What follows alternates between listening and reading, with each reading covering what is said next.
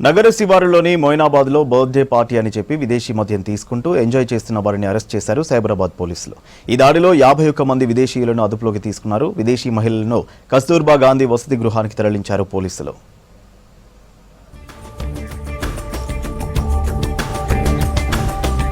రంగారెడ్డి జిల్లా మొయినాబాద్లోని SK natural retreat farm house లో ఫారినర్స్ బర్త్డే పార్టీని భగ్నం చేశారు పోలీసులు. దాదాపు 100 మంది పోలీసులు ఫామ్ హౌస్ కు చేరుకుని పార్టీలో భారీగా మద్యం, డ్రగ్స్ ను పట్టుకున్నారు.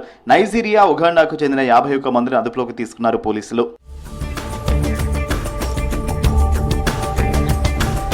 పక్కా సమాచారంతో రాజేంద్రనగర్ జోన్ పోలీసులు, శంషాబాద్ స్పెషల్ ఆపరేషన్ టీం సంయుక్తంగా ఈ ఫామ్ హౌస్ పై దాడి చేశారు. అనుమతి లేకుండా భారీ శబ్దంతో మద్యం సేవిస్తూ పార్టీ జరుగుతున్నట్లు గుర్తించారు. తనిఖీల్లో 90 IMFL బాటిల్స్ ను స్వాధీనం చేసుకున్నారు. ఈ పార్టీలో గంజాయి సేవించినట్లు దర్యాప్తులో తేలిందన్నారు పోలీసులు.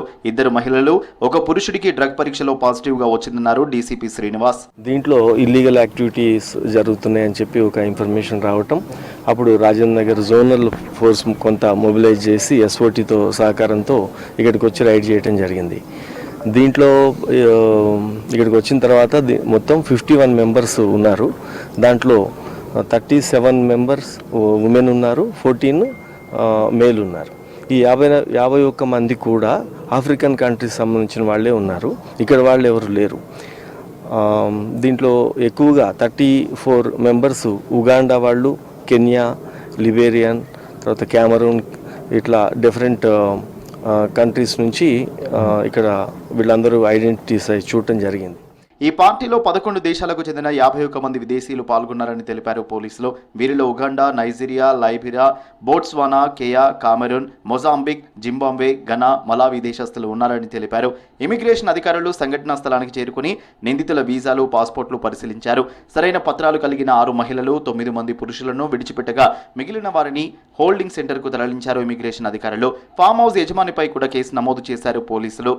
జరిగిన తర్వాత కదా వాళ్ళు యాక్చువల్ స్టూడెంట్ వీసాలు వచ్చారా, లేకపోతే వాళ్ళు చెప్తారు నేను స్టూడెంట్ అని. ఇప్పటికిప్పుడు యూనివర్సిటీ దొరకదు. అది మనం వాళ్ళది అసలు ఏ వీసా మీద వచ్చున్నారు, ఎప్పుడు వరకు వాళ్ళ వ్యాలిడిటీ ఉంది, ఎవరెవరికి పాస్పోర్ట్స్ ఉన్నాయి, ఎవరి పాస్పోర్ట్ ఫేక్ పాస్పోర్ట్ ఏమైనా ఉందా, ఇవన్నీ కూడా ఇప్పుడు వీళ్ళు వెరిఫికేషన్లో. అంటే మెజారిటీ ఇప్పుడు దీంట్లో ఉగాండా వాళ్ళే కదా. వీళ్ళందరూ ఒక నెట్వర్కింగ్ ఎలాగో వాట్సాప్ గ్రూప్లో ఉన్నారు. ఇదేమో ఆన్లైన్లో బుక్ చేయడం జరిగింది పార్టీ చేయడానికి అనే బహానా మీద ఇప్పుడు వచ్చారు.